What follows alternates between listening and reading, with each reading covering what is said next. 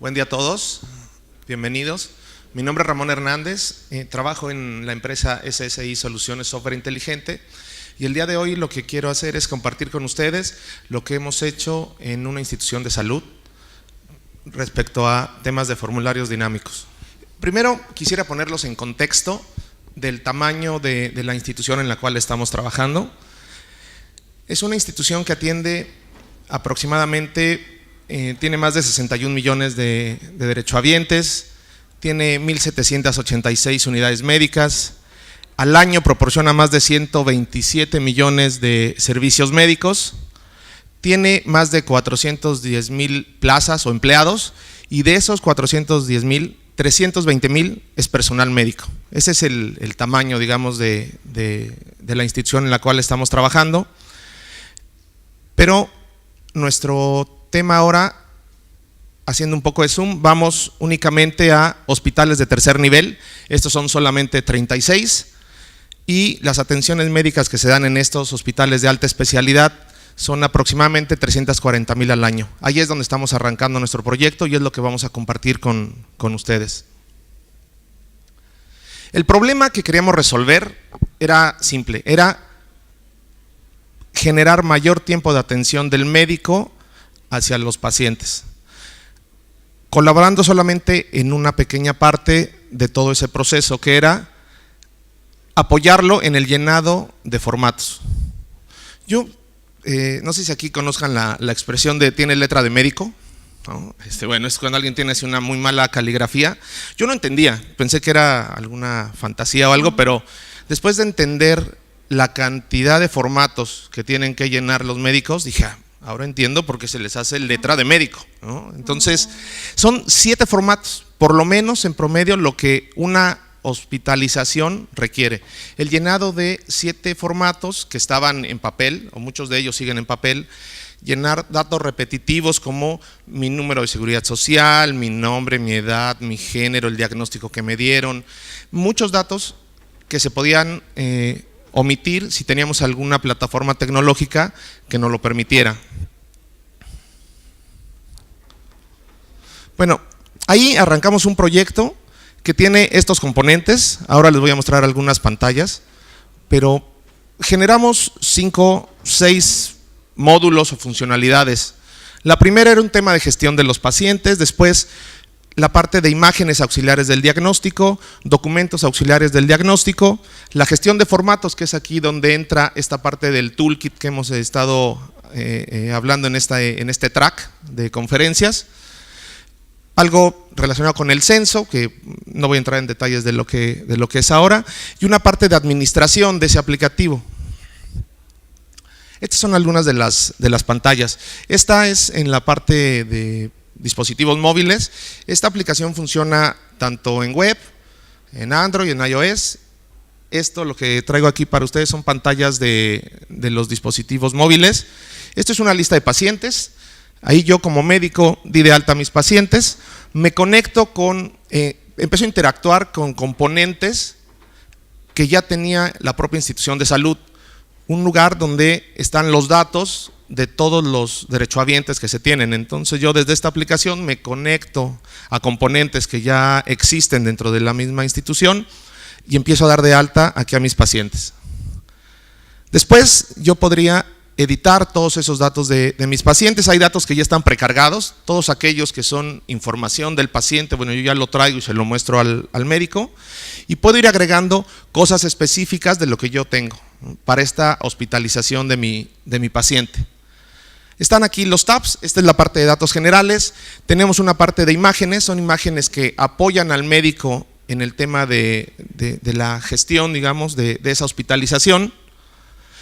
De aquí se pueden tomar imágenes, podemos tomar fotos, podemos subir imágenes también asociadas a este paciente. Tenemos también documentos que están asociados a esa atención médica.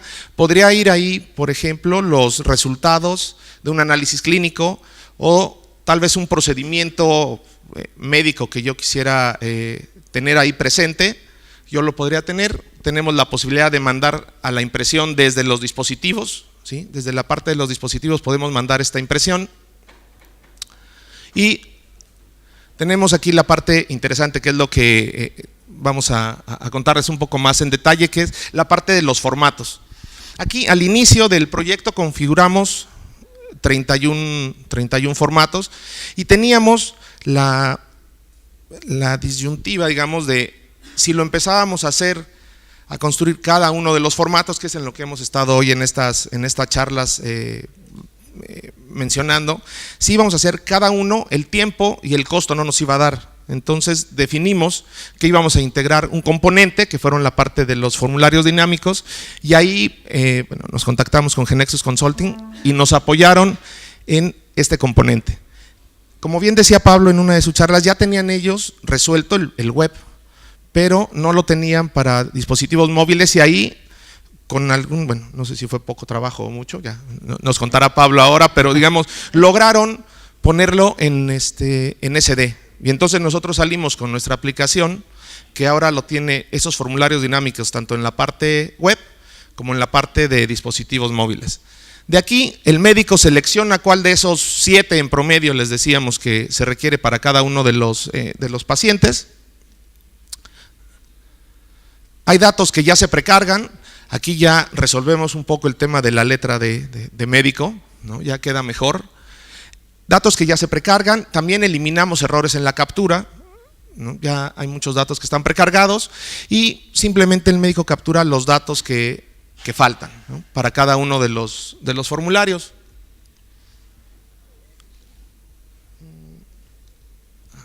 Así se vería ya un formulario completo. Ahí están todos los datos precargados, los datos nuevos que hizo el médico. Y listo. Esta es una parte del censo. Aquí lo que hicimos también, ya que estábamos con la posibilidad de tenerlo en un dispositivo móvil, darle la posibilidad a los médicos que fueran viendo quién estaba en qué cama, ¿sí? Esto que se ve del lado derecho, los números que ven ahí dice 12, 88, 56, son las camas. Entonces podemos ir viendo en qué servicio, esos son los servicios que se tienen, cabeza y cuello, colon, mama, etcétera. Vamos viendo quién está en qué cama. Entonces pueden tener acceso rápido a la información de ese paciente que está en una cama. Voy a dejar ahora temas más técnicos que los cuente Pablo, que se los comparta. Dejo la palabra a Pablo. Vale. Sobre lo que preguntó él, de mucho trabajo o poco trabajo, depende de cuántas horas debería tener el día para dormir.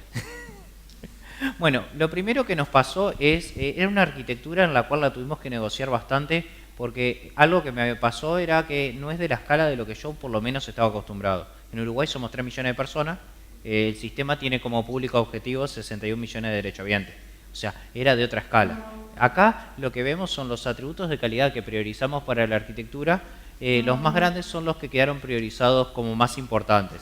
Hay algunos atributos de calidad que siempre son importantes, tipo seguridad, robustez y performance del sistema, porque si, por ejemplo, se fugaran los datos clínicos de los pacientes, apareces en el diario y no te va a ir muy bien en tu proyecto. Si el sistema no es robusto, no es performante, no lo van a usar los médicos. Pero también hay otros atributos que fueron muy importantes, en particular la disponibilidad y la escalabilidad. Nosotros tuvimos que tomar ciertas decisiones de arquitectura pensando en llegar a tener la escalabilidad requerida. Esas cosas vamos a profundizar un poco. Si bien estas cosas son las más importantes, los otros atributos de calidad no los dejamos de considerar. Por ejemplo, en una aplicación SD la usabilidad siempre es importante. Y las otras cosas tipo interoperabilidad, si no pudiéramos interoperar fácilmente con los sistemas del IMSS, no pasarían cosas como que traigamos los datos del paciente, como le costaba a Ramón. Entonces, bueno, dado que tuvimos que definir, guiados por esos atributos de calidad de la arquitectura, ¿qué cosas tuvimos que ver y negociar con IMSS? Primero, algo que por primera vez me logró convencer a alguien, y ahí Israel participó, es que necesitaban que fueran 3 capas. Sus razones eran 2. Una es la clásica decretazo del estilo, nuestra arquitectura tipo es así, que esas usualmente la podés negociar en caso de que sea requerido, pero también era la justificación es, yo tengo experiencia en sistemas que requieren esta cantidad de usuarios y quiero poder tener escalabilidad independiente horizontal entre la capa de presentación y la capa lógica. Dado que nosotros no teníamos experiencias en sistemas de esta escala, tuvimos que darle el visto bueno y, entre comillas, ver cómo hacíamos lo de 3 capas, que eso es algo que le vamos a contar cómo hicimos. Después otra cosa era que se va a tener que integrar un Oracle Service Bus. Eso no fue algo que nos generara mucho ruido porque ya teníamos experiencias integrando DSB. Pero algo que surgió es que la fase 1 tenía una restricción de tiempo, que básicamente era que el 18 de septiembre del 2015 era la fecha prevista para salir en producción. Después tuvo algún ajuste, Ramón les va a contar, pero ese, para definir nuestra arquitectura, era uno de nuestros puntos clave. Teníamos que definir una arquitectura que fuera implementable para esa fecha y respetar los atributos de calidad requeridos. Otra cosa que nos pidieron es, no quiero tener mucho retrabajo. Entonces, por ejemplo, si vos no hacés las 3 capas ahora, haceme que el pasar a 3 capas sea fácil. Ese fue el tipo de cosas que nos pidieron. En ese contexto, y yo me estoy peleando desde hoy con el coso este, en ese contexto fue, bueno, vamos a contarle un poco cómo hicimos para implementar 3 capas.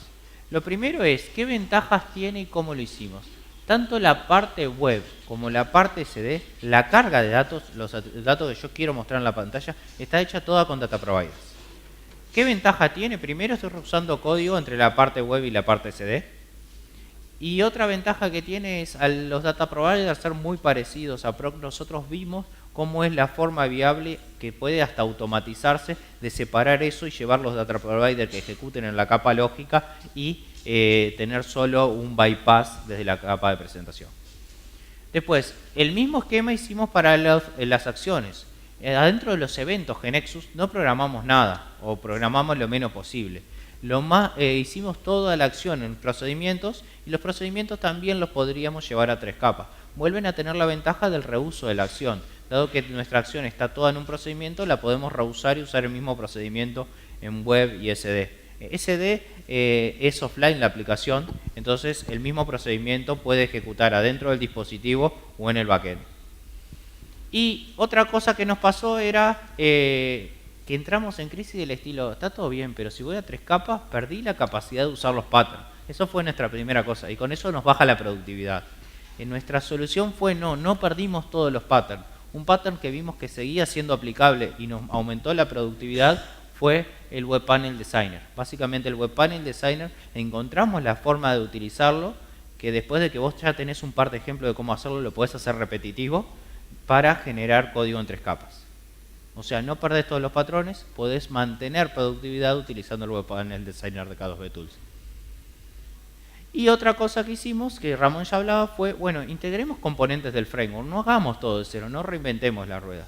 Obviamente está toda la capa desarrollada con las funcionalidades transversales para IN, tipo la parte de administración de imágenes, gestión de pacientes, todo eso, pero integramos componentes del estilo Dynamic Form, generamos Dynamic Form SD y mejoramos la impresión basada en template. También la parte de seguridad la integramos, utilizamos toda la parte del GAM más el K2B GAM Fast Start.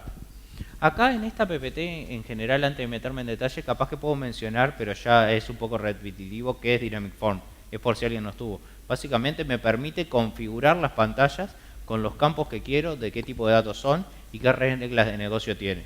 No voy a profundizar más que eso porque ya lo dije yo, lo dijo Claudia.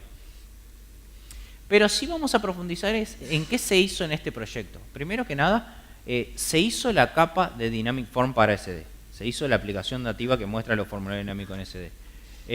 Lo importante es toda la parte de base de datos de estructura de cómo se configuran los formularios dinámicos. Y toda la parte de procedimientos de carga se reutilizaron, no se pensaron de nuevo. Lo que teníamos para web lo usamos para SD. Obviamente el módulo web se utilizó entero. Y la parte de interesante es este módulo ya lo desarrollamos cumpliendo en 3 capas. Si ustedes miran el despliegue ya quedan 3 capas automáticamente en la parte de CD. Básicamente fue todo lo que hagamos nuevo, hagámoslo en 3 capas o fácilmente transformable a 3 capas.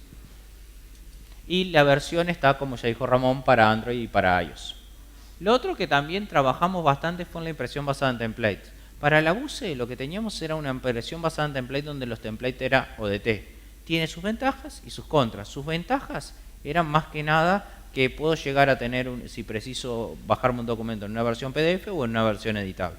La contra de la impresión basada en template ODT era más que nada la escalabilidad, que nosotros al estar en un ambiente tan escalable no queríamos estar traficando los documentos en sí desde el dispositivo hasta el backend REST de la parte de CD. Entonces básicamente hicimos una nueva impresión basada en template, donde los templates son PDF que tienen campos de Acrobat, que son Acrofill, y se reemplaza directo esos campos. Si bien puede tener alguna funcionalidad menos desde el punto de vista de flexibilidad de los templates, tiene ventajas de escalabilidad. Y básicamente se hizo la precarga y se implementó de que el reemplazo se puede hacer en Android, en iOS y en la parte web también. Y también se implementó la parte de impresión, como ya les mostró Ramón, para poder imprimir directamente de los dispositivos. Buscar qué impresoras tengo y mandar a imprimir el PDF. Bueno, ahora continúa Ramón contándole un poco de cómo nos llevó el proyecto. Sí, gracias Pablo. Bueno, en lo que viene ahora es contarles un poco qué hemos hecho hasta ahora y cuáles son los planes para el futuro. Lo que hemos hecho ahora es, en julio de 2015, fue que arrancamos esta prueba de concepto en esta institución de salud. Ahí estuvimos trabajando con estas restricciones que teníamos, con esto que nos habían mencionado como requerimientos. Y fue hasta octubre que nos dieron la autorización para arrancar una fase 1. Ahí arrancamos con una fase 1 del proyecto. Estuvimos trabajando de octubre a diciembre con este proyecto y ahí se instaló completamente en los 13 servicios. Esta POC solamente se instaló en un único servicio del Hospital de Oncología. Después, con esta fase 1, con el trabajo que se hizo, con lo que habíamos aprendido de nuestra prueba de concepto, ahí empezamos a trabajar y desplegamos en 13 servicios aproximadamente en diciembre de 2015. Después, en febrero, arrancamos una fase 2, ahí que fue a lo que nos dedicamos en esta prueba de concepto. Había cosas que habíamos pasado por alto, no podía ser multihospital, ¿no? Dijimos, bueno, está muy bien, pero ya cuando lo vayamos a poner en todos los hospitales hay ciertas consideraciones que debemos de tener de seguridad, de quién puede ver a ciertos pacientes, etcétera. Y ahí nos pusimos a trabajar en hacerla multihospital y en agregar mejoras que habíamos identificado de las fases previas. Para diciembre, nuestro objetivo diciembre de este año es terminar esa fase 2 y hacer el despliegue en 3 hospitales adicionales. Son los 3 hospitales de pediatría, cardiología y especialidades. Con eso, en México, digamos, hay un centro médico nacional donde se llegan todos los pacientes de toda la República Mexicana, es donde estamos trabajando. Creemos que si resolvemos a ese nivel la problemática, el resto de los hospitales va a ser mucho más simple porque es la operación más compleja. Entonces aquí es donde vamos a hacer toda esta parte todavía como de laboratorio, vamos a seguir ahí. Y después en enero de 2017 pues seguramente será la mejora continua, se nos ocurrirán otras cosas, habrá nuevos retos por resolver y bueno, es lo que tenemos ahí para como un timeline. ¿Cuáles fueron los beneficios? Los beneficios que desde mi punto de vista se dieron por utilizar un framework fue que disminuimos el tiempo de desarrollo y entrega de una solución. Había unas restricciones de tiempo que teníamos, fue tener la capacidad de configurar los formatos en tiempo de ejecución. Hoy ya no nos preocupan que existan o que vayamos a un nuevo hospital y se generen nuevos formatos. Simplemente son algunas horas lo que tenemos que invertir para poder integrar nuevos formatos dentro del aplicativo de cómputo. Les decía que teníamos 31, ahora ya vamos en 51 formatos y en realidad no ha sido algo que sea un problema, digamos, integrar. También fue la disminución del tiempo dedicado a las pruebas unitarias. Al ser un componente que ya está creado previamente, digamos, ya no tenemos que probarlo, ¿no? O las pruebas solamente es ver que se integre correctamente con lo que estamos haciendo, con la capa que estamos desarrollando y de ahí ya no hay ningún más tiempo que tengamos que dedicar a la parte de pruebas unitarias. A mí me gustan mucho más los números, o sea, digamos decir, sí me ahorré cosas, pero ¿qué tanto me ahorré? Bueno, ahí en esta institución en la cual estamos trabajando, utilizan algo que se llama Cosmic. Ahí les dejo la referencia para quien esté interesado en esa parte. Básicamente es la manera, como yo lo interpreto, de poder determinar cuántos metros cuadrados, si me permiten la expresión, de software estoy construyendo. yo tengo que saber cuántos metros cuadrados. ¿Y eso para qué me sirve? Si yo tengo un pintor y le digo, oye, ¿cuánto me vas a cobrar por pintar esta pared? Me puede dar un estimado. En el software es muy difícil que lo logremos hacer si no sabemos cuántos metros cuadrados aproximadamente tenemos que hacer. Si lo llevamos a un tema de arquitectura y le digo a un arquitecto, oye, quiero construir una casa que tenga un baño, 2 recámaras, una sala, un living, etcétera, me puede dar un estimado porque él sabe aproximadamente los metros cuadrados que tiene que construir. Bueno, esto lo resuelve de alguna forma la parte del Cosmic, nos permite en etapas tempranas del desarrollo poder determinar cuántos metros cuadrados de software voy a construir y aplicarle factores de productividad, es decir, yo 1 metro cuadrado de software lo desarrollo en tanto tiempo y cuesta tanto aproximadamente. Básicamente la parte de Cosmic mide movimientos de datos y movimientos de datos que se dan entre los usuarios finales y el software, entradas y salidas de datos, y lecturas y escrituras que se dan entre el software y algo que le llaman ellos un almacenamiento persistente. La unidad de medida se llaman Cosmic Function Points. Esta es un método de segunda generación. Los anteriores que se han hablado en incluso algunos eventos que me ha tocado participar con anterioridad, hablábamos de los Function Points. Estos son Cosmic Function Points. Y bueno, después de esta introducción, el resultado, nos dimos a la tarea de medir el software que habíamos hecho. Este software midió la fase 1, 664 Cosmic Function Points. Digamos que construimos 664 metros cuadrados de software, de los cuales únicamente el proyecto tuvo que desarrollar el 32%. El resto ya estaba, ya lo teníamos. Esa fue la ventaja que vemos, ya vista en números. Supongo que esta distribución de porcentajes debe ser mayor cuantos más elementos del toolkit estemos integrando. Seguramente lo que tengamos que desarrollar vaya disminuyendo en porcentaje y sea mucho más todo el resto de los componentes. Entonces, para aquellos que pudieran preguntarse qué tanto me puede ahorrar integrar un toolkit como este que se está presentando ahora en estos tracks, bueno, aquí lo que para nosotros significó de ahorro fue un 68%. 68% de cosas que ya estaban hechas, que no teníamos que probar y que nos permitieron salir con las restricciones que teníamos de tiempo y de presupuesto. Bueno, pues sería todo. Muchísimas gracias y alguna pregunta si alguien tuviera, con todo gusto. Sí. Mira, ahora no hay tantos porque estamos en el primer hospital, pero el objetivo es llegar, digamos, a esos 61 millones. En algún punto podríamos tener los 40,000 médicos o personal médico que se tiene, entonces en algún punto este sistema, con la arquitectura que hemos dejado, va a tener que soportar 40,000 médicos y 61 millones de derechohabientes y 127 millones de atenciones médicas. Hoy está en una etapa más pequeña, creciendo, digamos. Estoy preguntando que si todos los usuarios van a estar expuestos a los formularios dinámicos, o solo los doctores, o solo…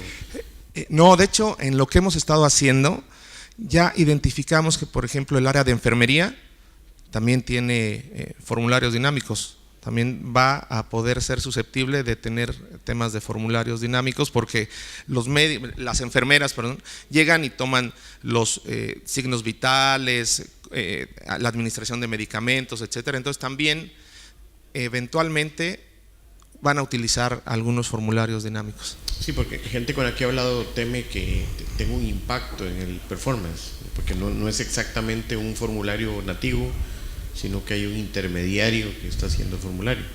Entonces, si eso lo mitigaron de alguna manera o no hay ningún problema de preocuparse de ese problema. Pues mira, creemos que con la arquitectura que quedó, con la parte de 3 capas, con cómo se pensó, no va a existir. Nosotros hemos hecho ahora pruebas de estrés, digamos, de la aplicación y vamos en 1 millón de pacientes que ya hemos cargado y hemos simulado 600 médicos.